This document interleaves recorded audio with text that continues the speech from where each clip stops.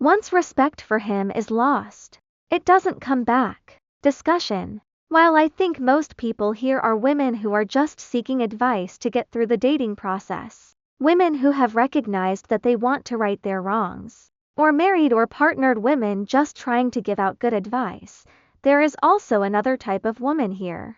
The woman who is trying to gaslight herself into acting like she still has internal respect for her partner. How can you tell the difference between someone who needs to change their behavior versus someone who no longer respects their partner? Here's a handy checklist of things to ask yourself. If someone said that they thought you and your partner had very similar personalities, would you take that as an insult? When you met, did you think he was funny? And now you don't? Does he try to calm things down?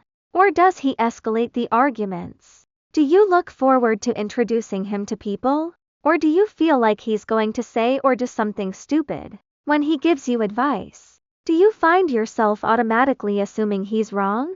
Does he have financial stability? Or does he squander his money? Do you feel goofy and playful around him? Or are you trying to force it? Does he often refuse to accept evidence that contradicts something he said? Or does he try to have respectful discussions where he lets others say their pieces without twisting their words? Do you still find him attractive? Or do you dislike the idea of having sex with him even when you're horny? If you answered positively, you probably just need to adjust your own behavior and that will fix things. However, if you answered negatively, you have lost internal respect. The difference between acting disrespectful and losing internal respect is that disrespectful behavior does not affect how you really feel about him.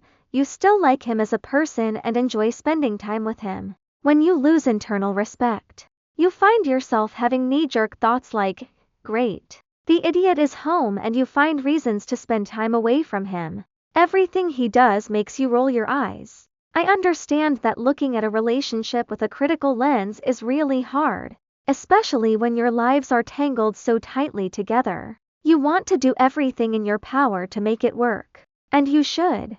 But you also need to know when you're not the problem. A lot of women like to blame men for things they don't do wrong. And so there isn't a lot of resources for understanding what a bad relationship actually looks like. I simply suggest trying to take a big step back and look at things through a very objective lens. Maybe it'll look okay, but you should be open to realizing things you are trying to avoid.